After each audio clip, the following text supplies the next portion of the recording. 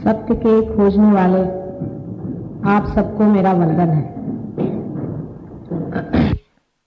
कल आप बड़ी मात्रा में भारतीय विद्या भवन में उपस्थित हुए थे और उसी के उपरांत जो कुछ भी कहना है आज आपसे आगे की बात मैं करने वाली हूँ। विषय था एक्सपीरियंसेस ऑफ डिवाइन लव, परमात्मा के प्रेम के अनुभव। इस आज के साइंस के युग में पहले तो परमात्मा की बात करना ही कुछ हंसी सी लगती है और उसके बाद उसके प्रेम की बात तो और भी हंसी सी आती है। विशेषकर हिंदुस्तान में, जैसे मैंने कल कहा था कि यहाँ के साइंटिस्ट अभी तक उस हद तक नहीं पहुंचे हैं जहां वो जाकर परमात्मा की बात सोचें। ये दुख की बात है, लेकिन और विदेशों में साइंटिस्ट वहां तक पहुंच गए हैं जहां पर हार कर कहते कि इससे आगे न जाने क्या है। और वो ये भी कहते हैं कि ये सारा जो कुछ हम जान रहे हैं ये साइंस के माध्यम में बैठ रहा है, ये बात सही है, लेकिन ये कुछ भी नहीं है। ये जहां से आ रहा है वो एक अजीब सी चीज है जिसे हम समझ ही नहीं पाते। जैसे कि केमिस्ट्री के बड़े बड़े साइंटिस्ट हैं, वो कहते हैं कि ये पीरियोडिक लॉज जो बनाए गए हैं ये समझ में नहीं आते कि किस तरह से बनाए गए होंगे। एक विचित्र तरह की रचना करके इतनी सुंदरता से एक एक अणु रेणु को किस तरह से रचा गया है, एक एक अणु में एक ब्रह्मांड किस तरह से समाया गया है, ये कुछ समझ में नहीं आता। वे कहते हैं कि इनके रचना का कार्य तो हम कर ही नहीं सकते। रही बात यह कि ये रचना कैसी हुई ये भी हम नहीं बता सकते। ये पृथ्वी इतने गति से घूम रही है, ये किस तरह से घूम रही है और उस पर ये ग्रेविटी किस तरह से काम कर रही है, ये हम बता सकते हैं कि ये काम कर रही है, लेकिन वो किस तरह से कर रही है इस मामले में साइंस कुछ भी नहीं कह सकता। आइंस्टीन जैसे बड़े बड़े साइंटिस्ट ने बार बार दोहरा के कहा कि कोई तो भी ऐसा अज्ञात अननोन लैंड है जहां से ये सारा ज्ञान हमारे पास आता है। और जो देश साइंस के परिसीमा में पहुंच गए वहां पर हर तरह की सुविधाएं हो गई, खाने पीने को सबके पास व्यवस्थित हो गया, समृद्धि आ गई। लोग कहते हैं ये एफ्लुएंस आ गया है, कंट्री में एफ्लुएंस है, बहुत ज्यादा पैसा। तो उनके बच्चे घर द्वार छोड़ करके घर से भागे हुए हैं, सब सन्यासी जैसे घूम रहे हैं। कुछ तो हिंदुस्तान भाग रहे हैं, कुछ नेपाल जा रहे हैं। वो कह रहे हैं कि ये सब छोड़, ये माँ बाप ने हमारे पता नहीं क्या पत्थर ईंटें इकट्ठी कर ली, हम इनके पीछे बैठने वाले नहीं। लेकिन वो छोड़ करके भी आज वो लोग हिप्पी हो गए हैं, चरस पी रहे हैं, गांजा पी रहे हैं।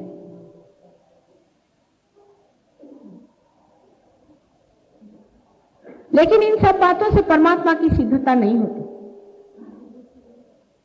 ये तो सब तर्क वितर्क से, इंटेलिजेंस से, जिसको कहते हैं रैशनलाइज करने से कोई जगह आदमी जाके पहुंचता है और कहता है कि इससे परे कोई शक्ति जरूर है।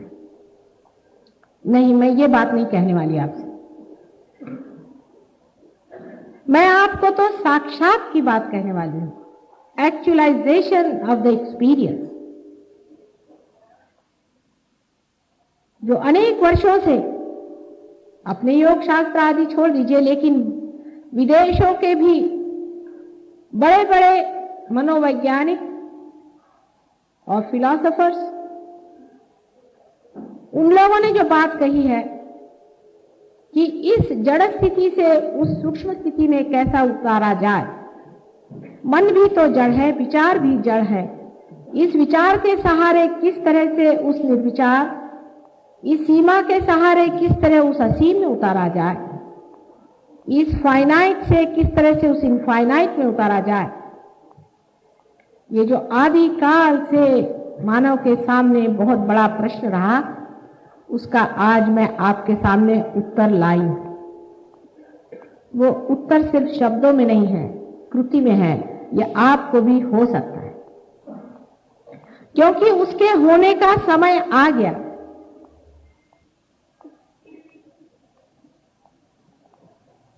उसका मौका आ गया है, कलियुग में ही यह होना है।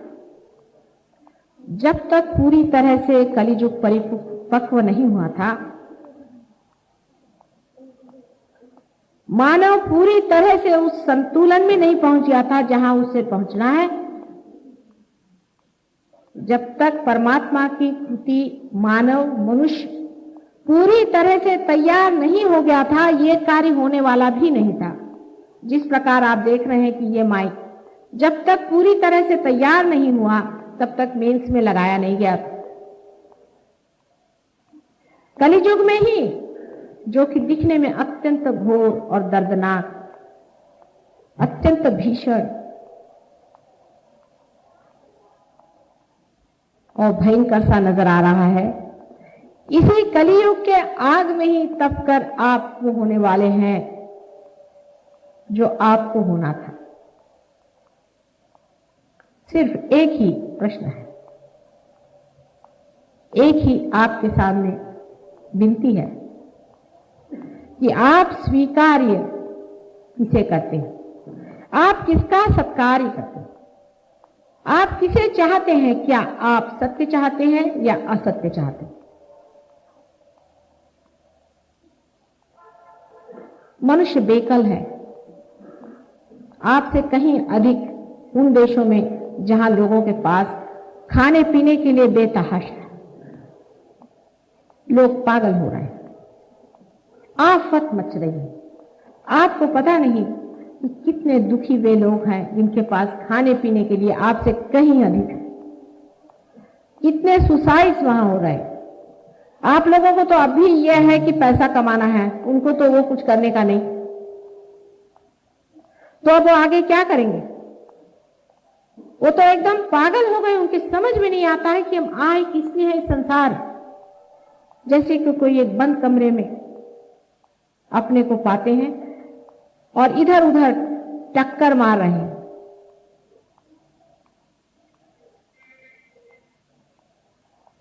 आप लोग भी प्रगति के मार्ग पे जा रहे हैं, जिसे आप प्रगति कहते हैं, और आप भी उसी रास्ते से गुजर रहे हैं जिस रास्ते से वो गुजर गए। अंतर इतना ही है कि जिन चीजों का उनको महत्व है, उसका आपको इतना नहीं।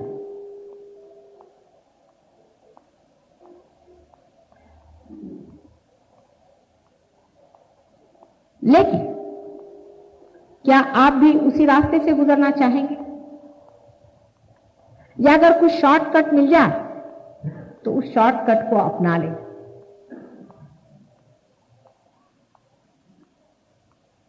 आपको पता होना चाहिए ये भारत भूमि एक योग भूमि, अधिकतर अवतार इसी भूमि पर पैदा हुए। एक बड़ी महान भूमि पर आप पैदा हुए हैं। यही आपका चॉइस, यही आपका चुनाव बहुत बड़ी चीज है। हालांकि खाने पीने की थोड़ी बहुत तकलीफ है, थोड़े बहुत इंसान जरा जरूरत से ज्यादा धूर्त है, तो भी इस देश के चैतन्य के प्रांगण में आप आए हैं। यही एक बड़ा भारी चुनाव आपने किया है और आप नहीं जानते कि कितनी बड़ी आपके ऊपर परमात्मा की कृपा है। आज आपके बच्चे आपके साथ बैठे हैं, आपके माँ बाप आपके साथ खड़े हैं।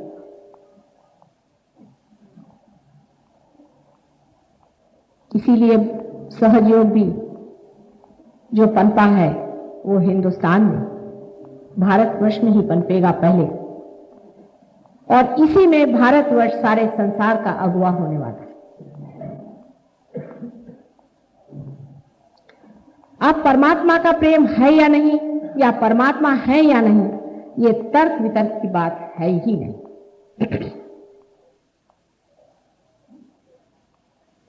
एक तो इस देश में ऐसे महान लोग हो गए हैं, जैसे आप आदि शंकराचार्य को ही ले लीजिए, जिन्होंने पहले ही से चैतन्य लहरियां आदि कितनी ही बातों पर हम लोगों को समझा रखा है। हमारे पास ऐसे अनेक ग्रंथ हैं जिसके अंदर परमात्मा के स्वरूप के बारे में भी अनेक चर्चाएं हो चुकी, लेकिन उन पर विश्वास क्यों किया जाए? आखिर उसे क्यों मान लिया जाए क्योंकि शंकराचार्य कह रहे? एक साहब बता रहे थे कल मुझे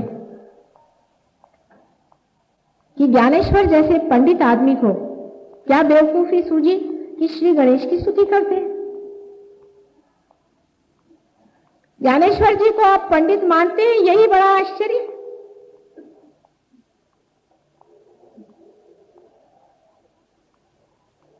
उनके शब्द चातुर्य के लिए क्या आप उनको पंडित मानते हैं?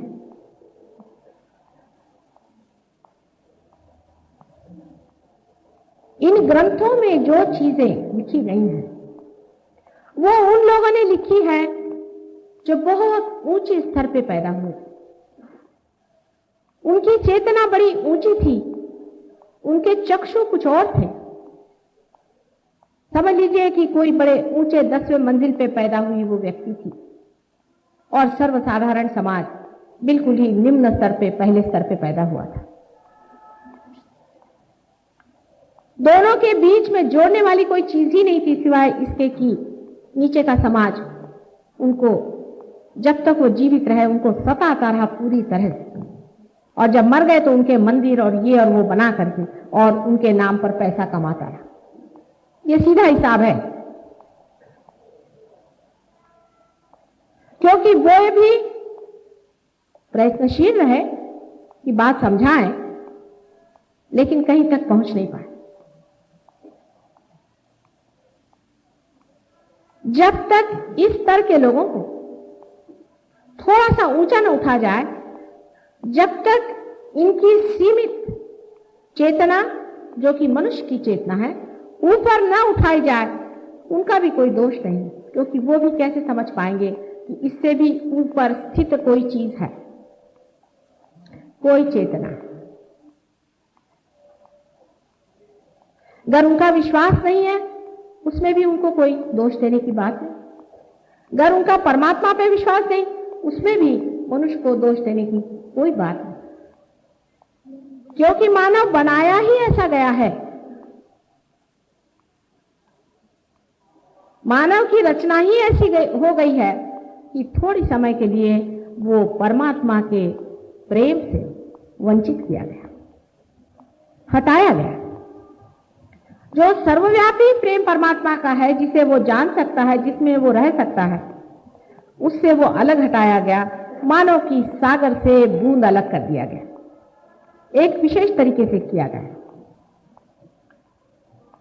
जिसके बारे में मैंने अनेक बार बताया है। इस तरह से कुंडलिनी मनुष्य के अंदर प्रवेश करती है और किस तरह से उसके अंदर ईगो और सुपर ईगो, अहंकार और प्रत्यहंकार सर में इकट्ठे होकर के और उसके सर में एक तरह का पिंजरा बना देती है, जिसके कारण वो इस सर्वव्यापी परमात्मा के प्रकाश से अलग होकर के अपना व्यक्तित्व बनाता है। हम अलग हैं, आप अलग हैं, आप अलग हैं। एक उसकी एक विशेष तरह की रचना मनुष्य के त्रिकोणाकार सर में होती है।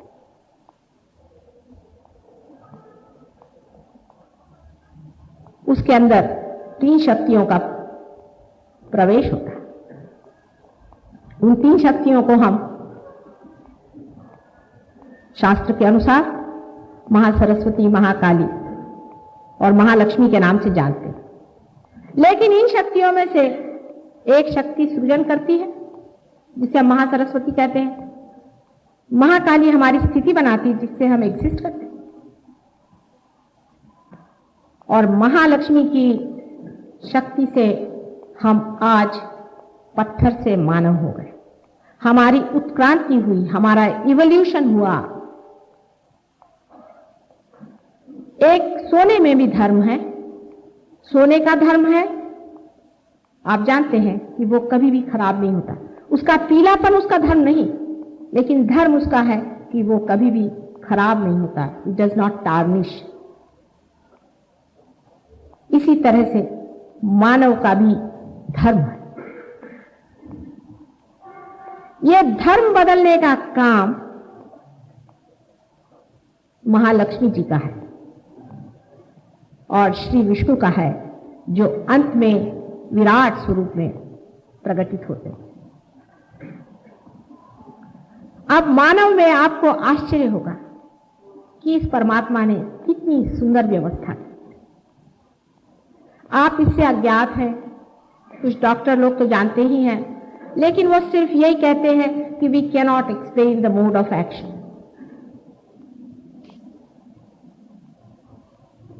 मनुष्य के अंदर परमात्मा ने बड़ी सुंदर रचना, उसके ब्रेन से लेकर नीचे तक मज्जा तंतु तक एक ऑफिस सा खोल दिया है, समझ लीजिए। अब आप कहेंगे कि श्री गणेश कौन होते हैं, श्री गणेश हैं या नहीं, हम कैसे माने? ठीक बात, आपने श्री गणेश को देखा नहीं, आपने उनको जाना नहीं, आपको नहीं मानना चाहिए। लेकिन कुछ ऐसी अजीब सी चीज है कि जब तक आप अंदर आते नहीं आप उसको देख सकते नहीं, जब तक आप बाहर खड़े हैं आप उसको मानते नहीं। जैसे कि समझ लीजिए आप बाहर खड़े हैं और आपने हमें देखा नहीं, और आप कहें हम माता जी को कैसे माने कि वे हैं, तो हम कहेंगे कि आप अंदर आइए तब आप देखिए, तो आप कहेंगे नहीं हमें बाहर ही लाके दिखाइए। जब उनकी सत्ता अंदर ही है तो आपको ही तो अंदर आना होगा ना। जब तक आप अंदर जाकर के देखिएगा नहीं तब तक आपको ये चीज दिखाई नहीं। तो सबसे पहले सारी सृष्टि बनाने से पहले, आदि कुंडलिनी बनाने से पहले, सारा संसार बनाने से पहले श्री गणेश जी की स्थापना की। आज मंगलवार का कितना शुभ दिन। वे स्वयं साक्षात पवित्रता के पूर्ण अवतार, वे अपने अंदर स्थित हैं, उसको देखने के लिए आपके पास चक्षु नहीं। वे अपने अंदर मूलाधार नाम के सेंटर पे, जहां की प्रोस्टेट ग्लैंड सराउंड करती है, जिसे हम पेल्विक प्लेक्सस के नाम से जानते हैं, उसके अंदर हर एक इंसान में प्रतिबिंबित है। जागरूक नहीं हो, चाहे सुप्त से ही हो, लेकिन वे वहां पर हैं। ये देवता ऐसी हैं कि कभी भी पूर्णतया सुप्त होती ही नहीं। जब तक मानव राक्षस न हो जाए,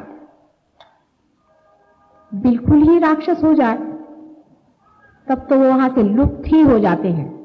नहीं तो हर एक मानव के अंदर श्री गणेश विराजते हैं। ये पहला हमारे अंदर का सेंटर है, जिसे कि मूलाधार चक्र कहा जाता है। मूलाधार, आप तो सब संस्कृत के पंडित हैं। मूल माने रूट और आधार माने support. Support of the root,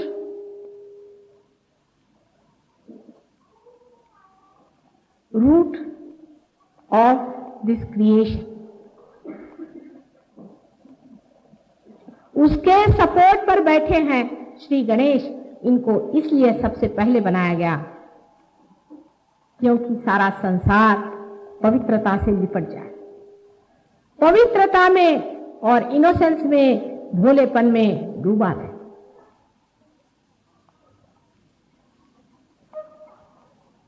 बहुत से लोग ये भी कहते हैं कि माता जी इतने भोला होना ठीक नहीं, आपको कोई प्रैक्टिकल सेंस नहीं,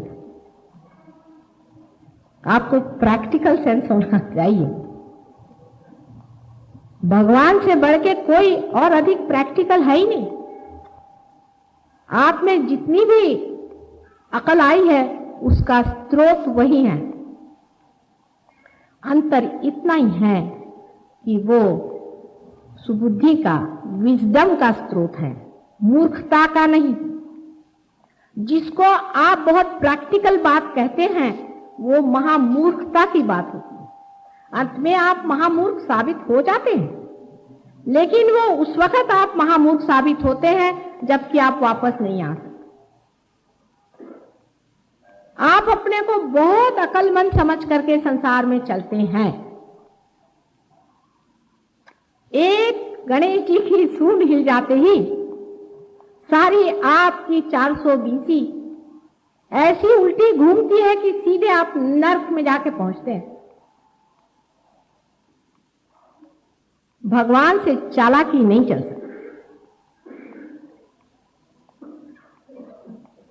एक बार, अनेक बार आप मुझसे झूठ बोले, मैं तो मां हूं, मैं माफ कर ही देती हूं, लेकिन श्री गणेश वो बहुत होशियार आदमी है तो बिल्कुल बच्चों जैसे, इटर्नल चाइल्डहुड के वो प्रतीक। इसका मतलब यह है कि जिस वक्त आप अपने उत्थान की बात सोचें, परमात्मा की बात सोचें, तब एक छोटे बच्चे जैसे हो जाए, विशेषकर सेक्स के मामले में। गणेश जी का प्रतीक पेल्विक प्लेक्सस में आने का मतलब ही होता है कि सेक्स का और परमात्मा का कोई भी संबंध होता ही नहीं। जो लोग आपको इस तरह की गलत उल्टी सीधी बातें सिखा रहे हैं, उनके चक्कर में आने की बिल्कुल जरूरत नहीं। ये सब राक्षसों के अवतार। 16 राक्षसों ने संसार में जन्म लिया और अपने को महागुरु बन करके घूम रहे हैं। सब पैसे कमाने के धंधे हैं। इनके अपने अपने चक्कर हैं। इन चक्करों में खुद फंसेंगे, लेकिन अपना आखिरी हाथ, आखिरी दांव लगाना चाहते हैं कि कितने महामूर्ख उनके बातों में फंसने वाले।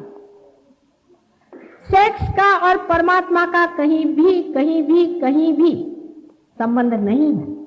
ये जताने के लिए श्री गणेश वहां पर बैठे हुए हैं, अपनी मां की रक्षा करने के लिए, जो अपने घर में आपके हर एक इंसान के त्रिकोणाकार अस्थि जो कि रीढ़ की हड्डी के नीचे में है, उस घर के सामने बैठे हुए हैं। वो घर आपकी मां का है, इसका नाम कुंडलिनी है, जो गौरी स्वरूप है। जो इंसान गणेश जी को वंदना करता है, वो इस बात को समझता है कि मां का स्थान कितना ऊंचा है और सेक्स से बिल्कुल संबंधित नहीं है। हिंदुस्तान का आदमी इस बात को खूब समझता है, और जो आदमी इस तरह की हरकत करता है उसे श्री गणेश इस तरह से ताड़ना देते हैं कि ऐसे लोगों की जब कुंडलिनी उठती है तो सारे के सारे जल जाते हैं। कुंडलिनी तो नहीं उठती उनकी, कुंडलिनी क्या बेवकूफ है उठने के लिए, लेकिन वो गणेश की जो हीट चलती है, वो जो गर्मी चलती है, वो सारे के सारे उन्हें जला देते। आदमी मेंढक जैसे कूदने लगता है, चिल्लाने लगता है, कपड़े उतार देता है, चीखने लगता है।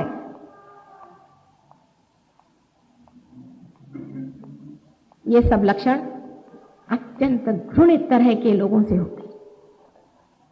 ये लोग स्वयं भूत पिशाच हैं, संसार में आकर के पाप फैला रहे हैं।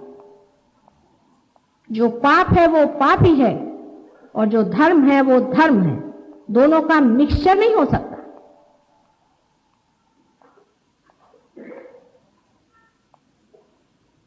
धर्म को अधर्म बनाना, पुण्य को पाप बनाना, यही कार्य ये लोग कर रहे हैं।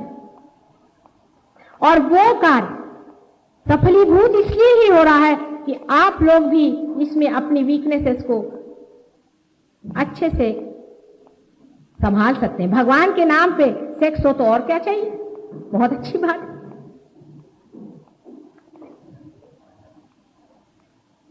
गांजा पी रहे भगवान के नाम पर, क्या कहने। कंफ्यूजन, इस तरह का गोलमाल, यही कलयुग का नाम।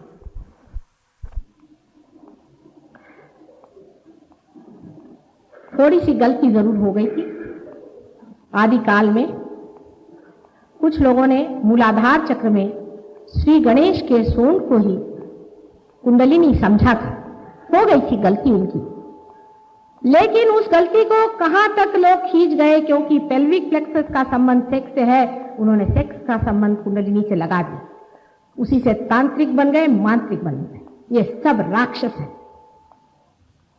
मानव के अवतार में ये सारे की सारे राक्षस है। इनके से बच के रहिए, अपने बच्चों को बचाइए। दादर में भी ऐसे लोग हैं, मैं जानती हूं, मैंने दादर में बहुत काम किया। ये लोग पैसा लेते हैं, दूसरों पे तंत्र विद्या करते हैं और मंत्र विद्या करते हैं। वास्तविकता, जब तक मनुष्य अत्यंत पवित्र न हो, वो श्री गणेश के चरणों तक नहीं जा सकता। ये लोग गणेश को सामने रखते हैं और गणेश की पूजा करते हैं, आपको आश्चर्य होगा, और भूतों को बुलाते हैं। ये किस तरह से? जब अनधिकार चेष्टा होती है, जब कोई अपवित्र मनुष्य परमात्मा को इस तरह से छलना करता है और बार बार उसे याद करता है, तो गणेश स्वयं ही वहां सुप्त हो जाते हैं। ये लोग बहुत सेंसिटिव हैं, सब देवता जितने हैं। वो सुप्त होते ही साथ वहां सब राक्षस गण आ जाते हैं, और वो राक्षस गण आकर के हूं करते हैं। कुछ चमत्कार भी दिखाते हैं, ऊपर से अंगूठी निकाल दी, कुछ पत्थर निकाल दिया, ये निकाल दिया, वो दिखा दिया।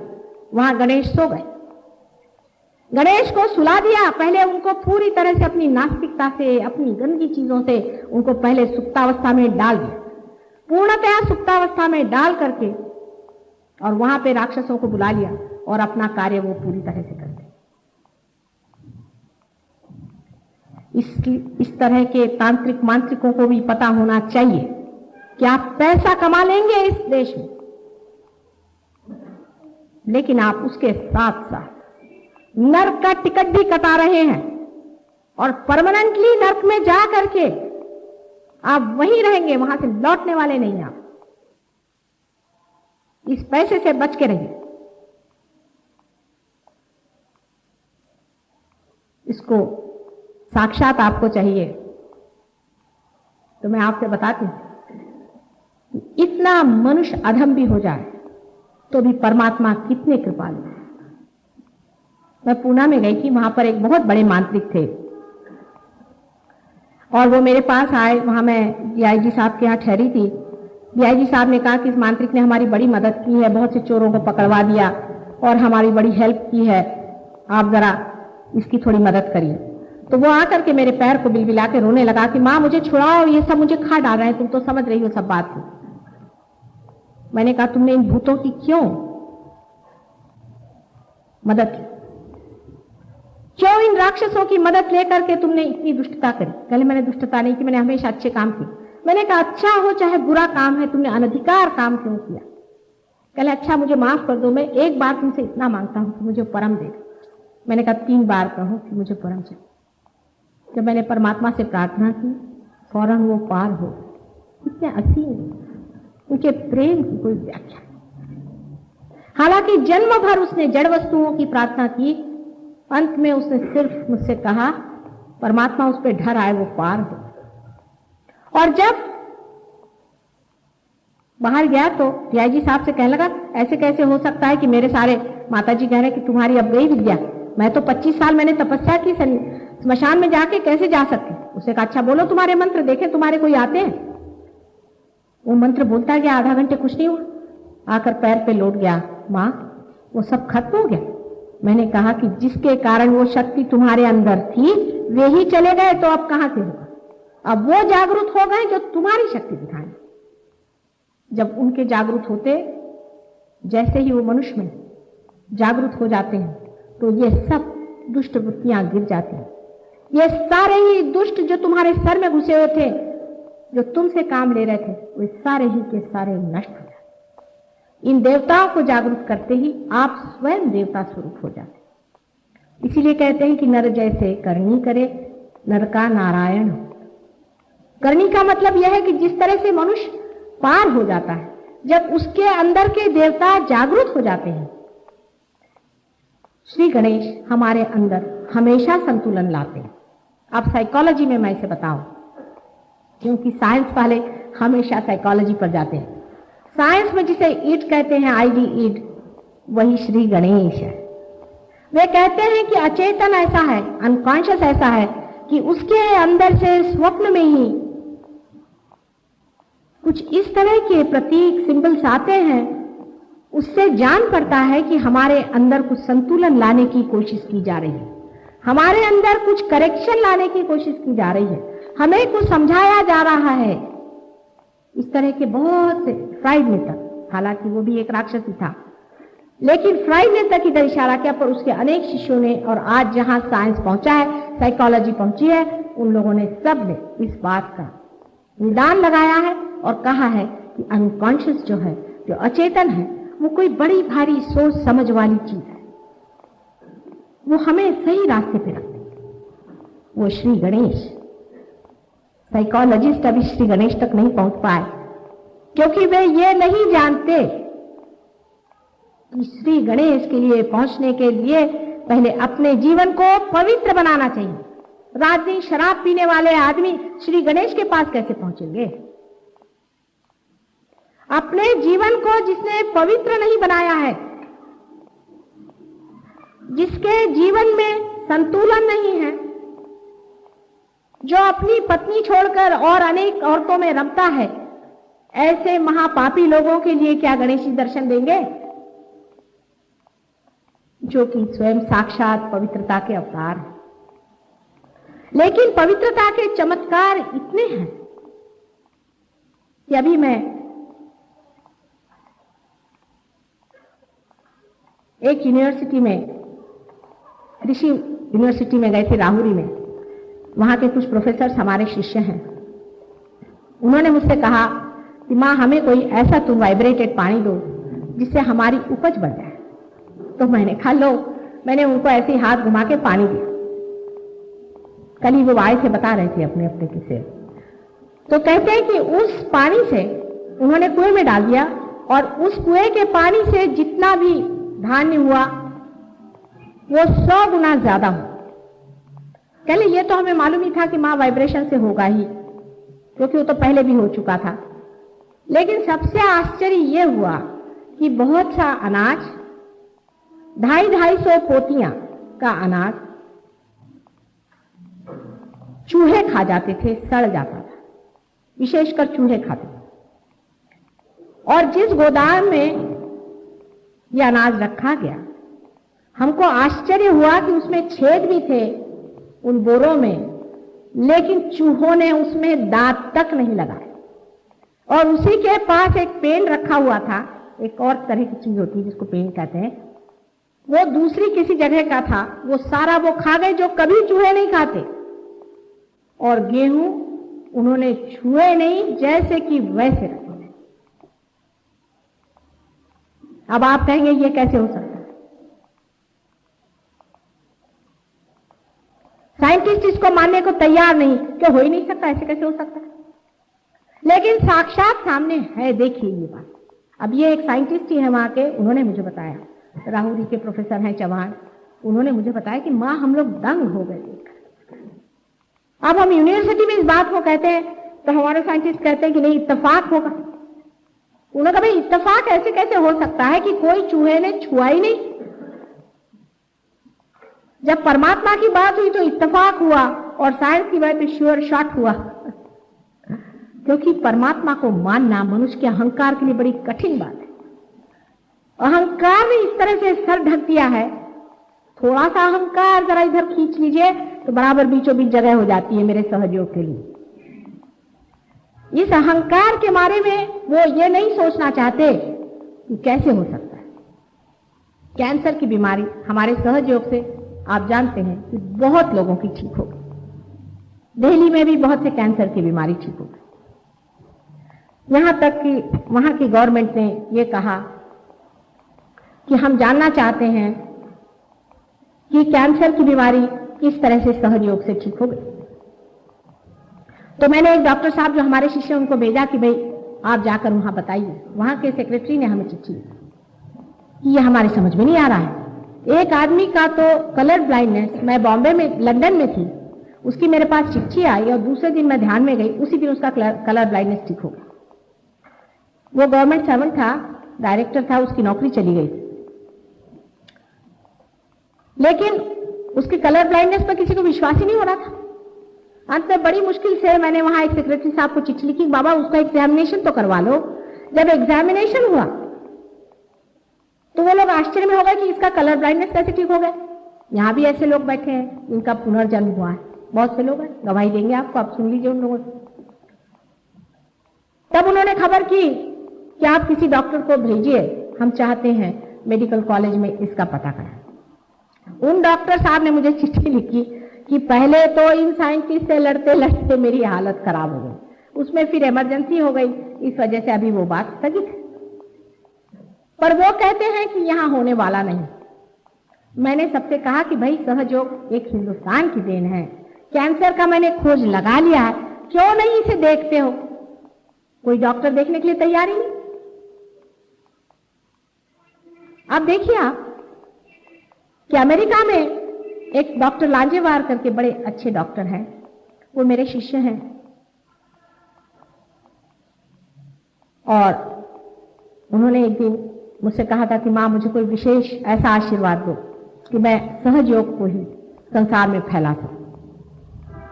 अभी लंदन से आने से कुछ दिन पहले ही उनका मेरे पास टेलीफोन आया कि मैं सारे न्यूयॉर्क के जितने भी डॉक्टर्स हैं, उनका एक एसोसिएशन है, उसका मैं चेयरमैन हो गया,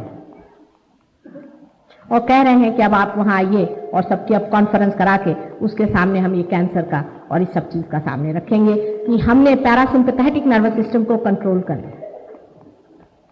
अब आपके सामने मैं कह रही हूं, यहाँ के जो डॉक्टर्स हैं अगर इसको एक्सेप्ट नहीं करना चाहते हैं तो ये आने दीजिए अमेरिका से, फिर क्या करें? जब हम सभी चीज अमेरिका ही की लेने चाहते हैं तो मैं इसे क्या कर सकती हूं?